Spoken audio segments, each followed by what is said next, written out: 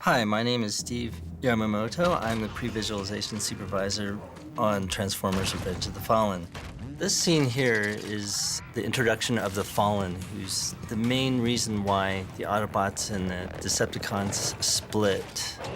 His face is supposed to be the icon of the Decepticons. When the Fallen sees the humans, he thinks that they're insects. The Fallen has created this machine called the Harvester, which essentially would kill our son. This sequence was animated primarily by Chris Williams, Rob Dressel, and Kyle Robinson. We created about 55 minutes of material for about 50 separate sequences. The first bad guy or Decepticon comes right here. Michael didn't want to see the transformation yet, so we hid him behind all these giant concrete pipes. And then all war breaks loose here.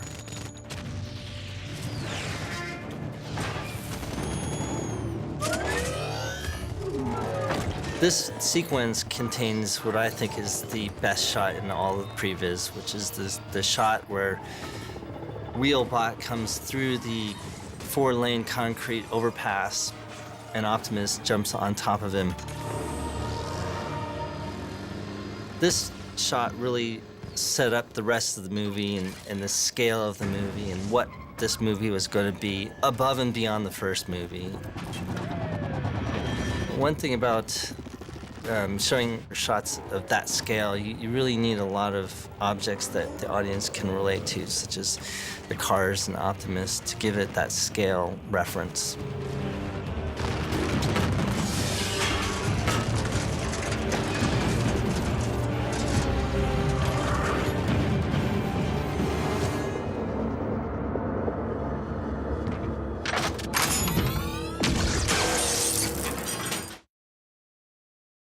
From the very beginning, Michael wanted to introduce a bunch of different robots with a lot of different capabilities and styles and forms to them.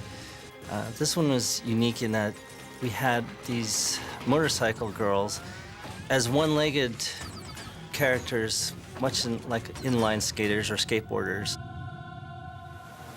This character, I like the way he transforms because it's very smooth. This combination motorcycle never made it into the movie. And again, here's another character with a different form, which is modeled off of actually a roller derby character, very tough and mean. This action here where he jumps over and throws the blade and splits the car in half was done by an ILM animator as a test originally. This sequence is an example of what I call one of Michael's signature shots. For the sequence, it's the hero's entrance or introduction, where we go around him a few times. It's very similar to the one in the first Transformers movie where the camera revolves around him or orbits around him. I think in this case, we should cut right about here because you can never actually shoot that shot.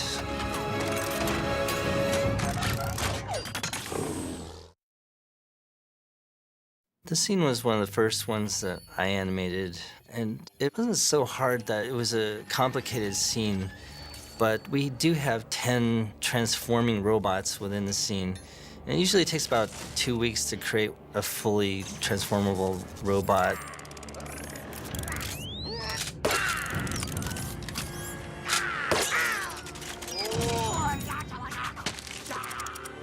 There are a couple of cases where you'll see where we faked it, like that guy who was the disposal. You don't see him transform.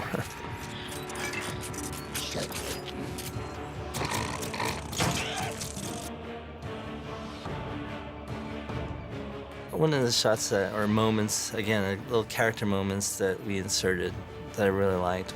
Here was one part where the microwave bot destroys one of these guys.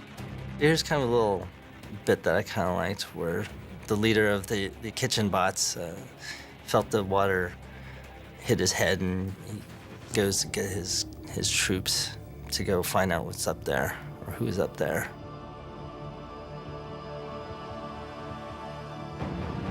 The other thing that kind of made this really challenging is that since it was one of the first scenes that we had animated to, we didn't have any designs from the art department of the characters, so we had to build them all ourselves.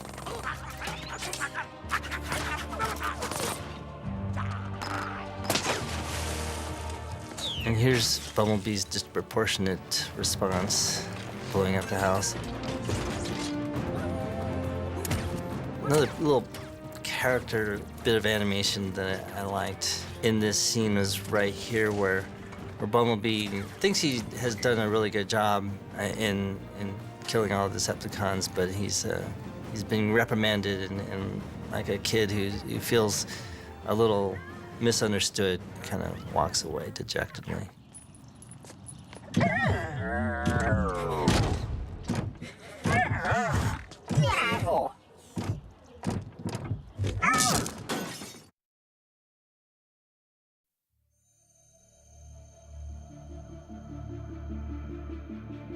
In this sequence, we had a number of Decepticons who are nothing like any of the other robots in the first movie.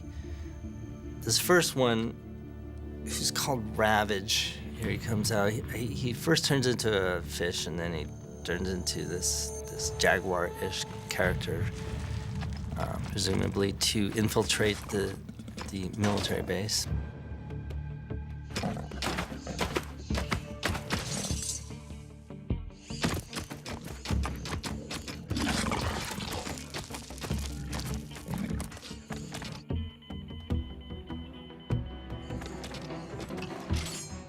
And then we have these microbots, or what we call ball bots or sphere bots, which basically look like a lot of little BBs or ball bearings. And that's how they infiltrate into the vault itself through the electronics and ventilation conduits. This is one of my favorite shots in the movie. It was also one of our most technically difficult shots. My animator, Chris Williams, animated all those little BBs or spheres, and then started this whole process, which is where the ball bots create this really, really, really thin character whom we called the reed bot or thin man. And the whole premise of this character was that he was so thin that he could hide in plain sight by simply lining himself up to you. We tried to show that his ability to do that by revolving around and around and around him. And my animator, Rob Dressel, did this scene. And I think it's very clear in our animatic that when he does line himself up, it's impossible to see him, but we do kind of go around him quite a bit.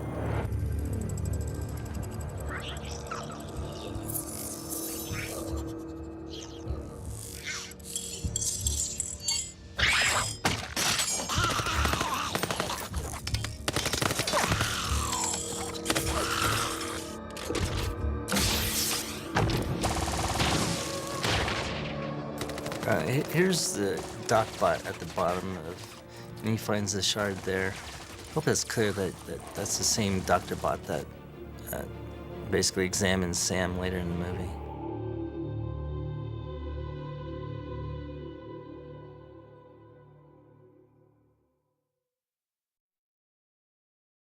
This scene reunites Sam and Michaela with Starscream and Megatron. In this scene, we have Megatron just kind of standing in this little pit. I think he did it much better in the actual film, where he kind of rises ominously in the background behind Michaela.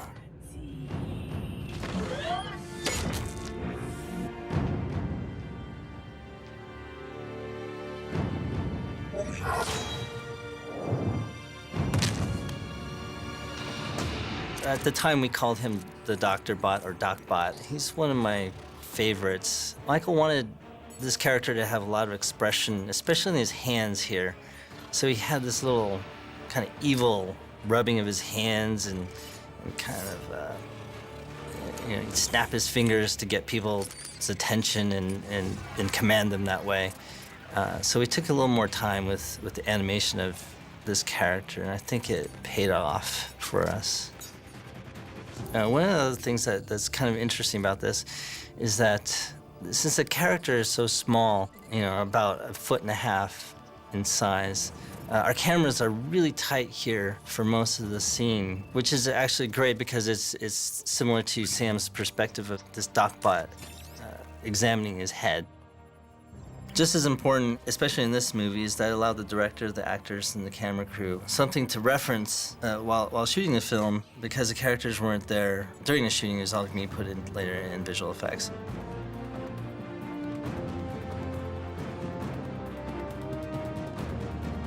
When Bumblebee and Optimus come in, we have a nice contrast of shots. Now we're wide and we have much more heroic camera movements in here. Just a nice contrast to the real close-up stuff of Docbot.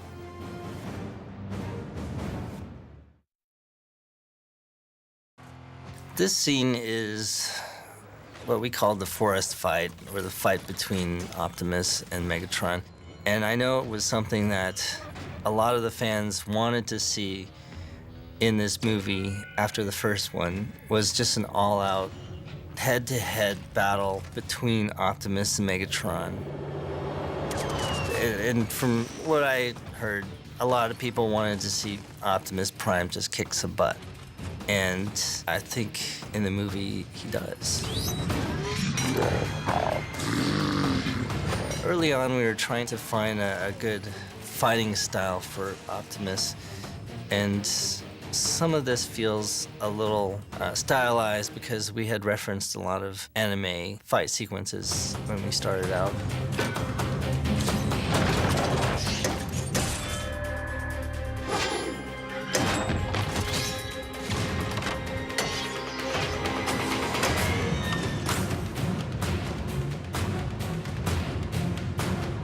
The actual fight itself in the movie was re-choreographed by the stunt coordinators, I believe.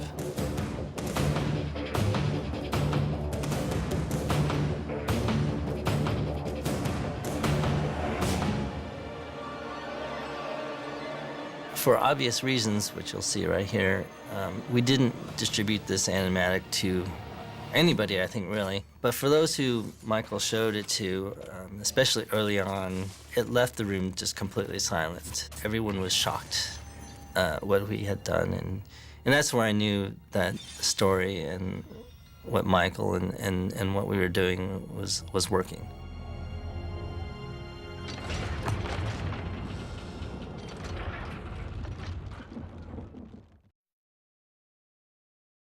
When Michael described this scene, we knew it was going to be epic in scale. He wanted this whole aircraft carrier to sink within a matter of minutes. And actually, I had to check and see how fast actually a ship that size could sink.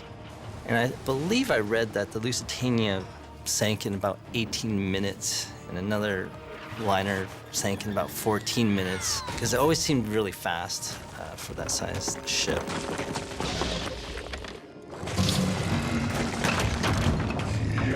One of the things that we knew this scene was about this, not only the Decepticons returning to Earth, but also killing thousands and thousands of humans and American sailors. So our camera movements were a little more somber, a little more restrained, rather than kind of a little more spectacular.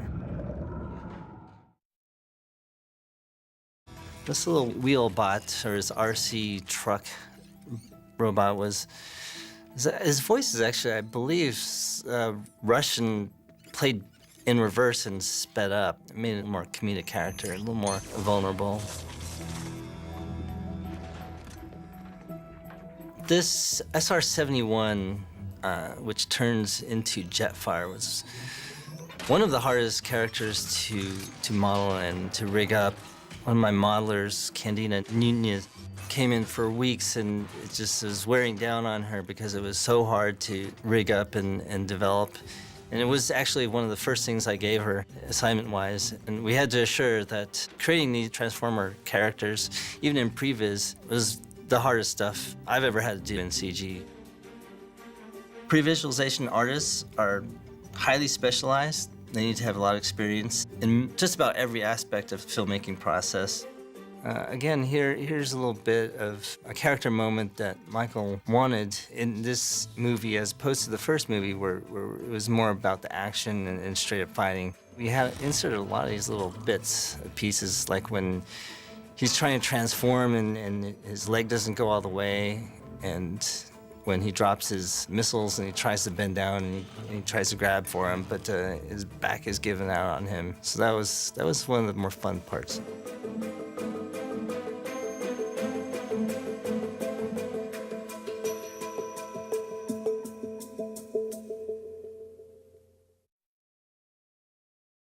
In most cases, Michael likes to keep the camera very real, meaning that the emotions and motivations were all very much what the cameraman is seeing and reacting to. And so we modeled this right off of the cameraman was an actual parachutist.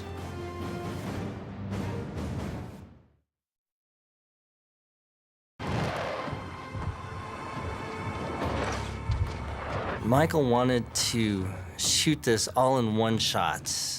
At the very beginning, he wanted this long, round dolly shot, or circle dolly, which was camera placed on a 360-degree, I think a 30-foot track, and go out the little hole and then come back in through the keyhole to foreshadow that the Decepticons needed a little itty-bitty robot to actually, spy and find the characters.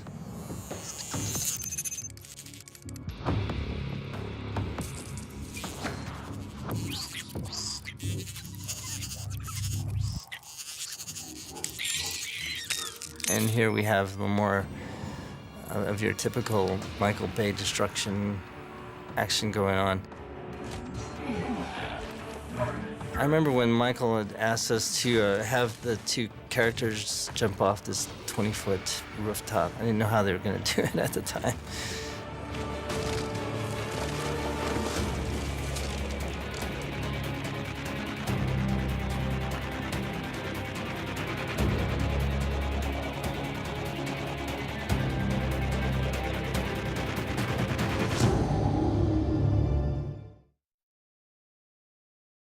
Michael came into our work area, our office, and showed us a picture of Devastator, who is a combination or a Constructicon built up of about 6 or 7 large-scale construction vehicles.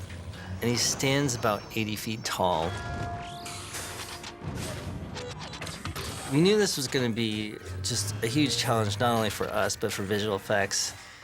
Because he had so many parts to it. And then he wanted it to suck literally everything in sight into his mouth and then spit it out behind him as exhaust. And we knew that the visual effects guys were going to have a lot of trouble with this.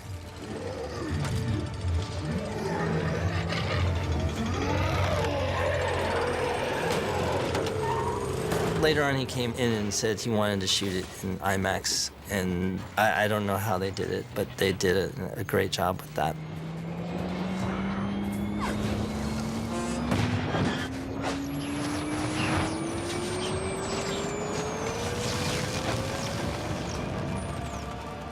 These are the twins characters. We had modeled their actions off of kind of bickering brothers.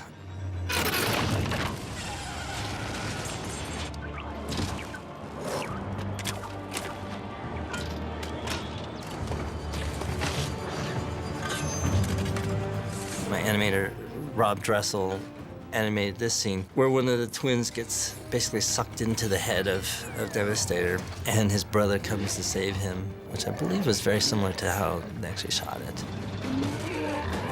Pre-visualization is the process of creating animated scenes like these, and essentially they're whiteboards or working previews of sequences or scenes in a movie. What it allows the director to do is to explore, experiment, and really develop his visual structure and visual style for the film.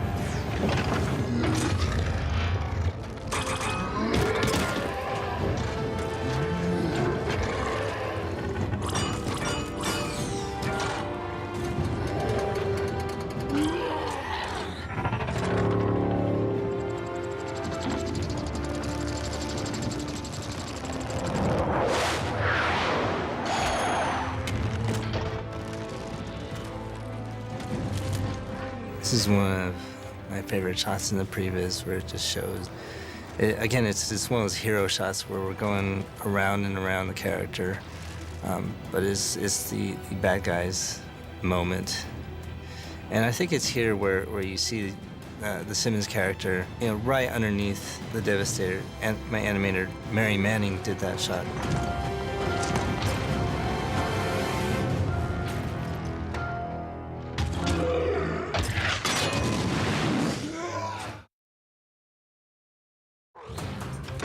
Unfortunately, both characters are yellow, and it's a little hard to distinguish between them, but I think it works out okay. One of the main things that you want to do with these fights, with these Transformers, because they're all made up of thousands and thousands of mechanical pieces, is to make sure your silhouettes are very clear.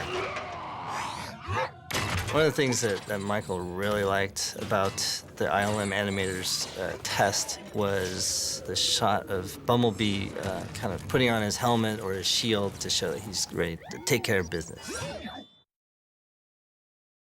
This is one of the few scenes with this character right here. His name is Ratchet, and he's supposed to be the medical officer of the Autobots. I was really looking forward to having him actually operate on Optimus and create this super powered up Optimus, but that probably would have taken too much time.